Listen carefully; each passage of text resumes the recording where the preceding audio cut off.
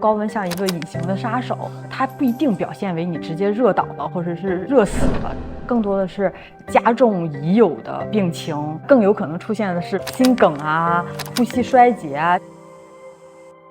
厄尔尼诺今年对于整个中国的影響是有滞後期的，不一定今年的夏天就會被這個厄爾尼諾烤熱，但是2026年的天氣不可預測性可能會更高。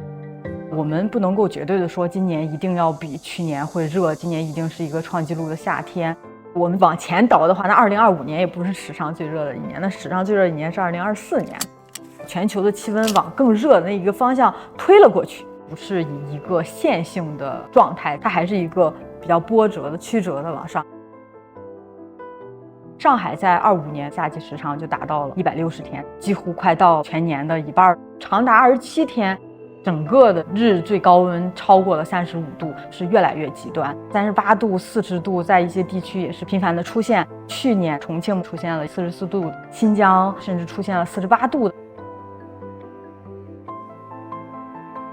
高溫天氣，可以認為它常態化，但並不是一個正常化。我們之前在廣州啊、深圳這樣炎熱地區調研的時候，大家會覺得我們祖輩都是在這樣的環境當中去生活，再熱個1-2度，可能覺得沒有什麼影響，把這種熱看作是正常化的一個狀態，其實是非常危險的。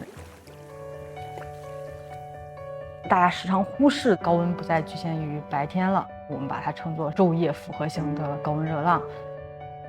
白天和晚上連續性的熱，其實會對人體造成更大的一個影響。白天的時候的熱，整個的人體的循環系統是有負擔的。如果晚上的溫度能夠降下來，身體會有一個喘口氣的機會，沒有這樣的一個恢復的窗口，那它就會導致深度睡眠受損。第二天你會產生這種疲憊感。夜晚升溫導致的睡眠時長的損失，據估計，2024年相比1986到2005年的平均水平增加了約15%，人均達到了23個小時。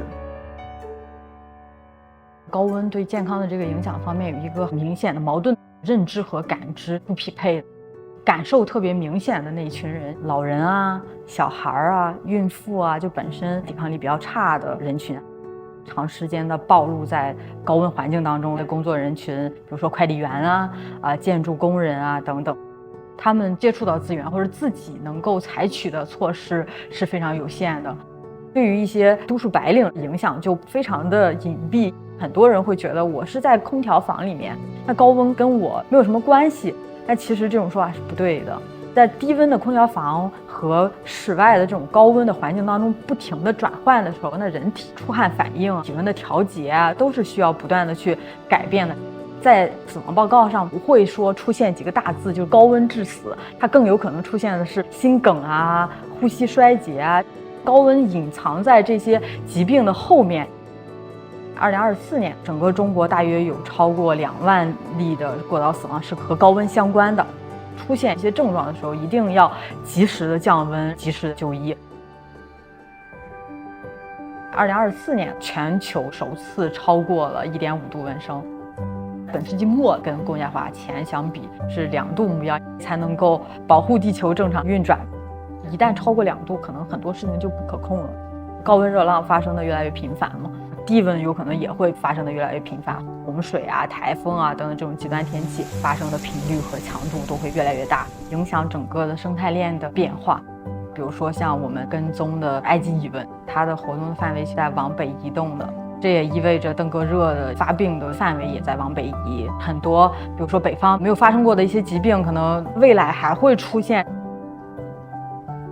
但是我覺得也不必恐慌，並不意味着我們無能為力。有可能在一定時間它會超過2度，但它會到本世紀末的時候是會有一個回升的。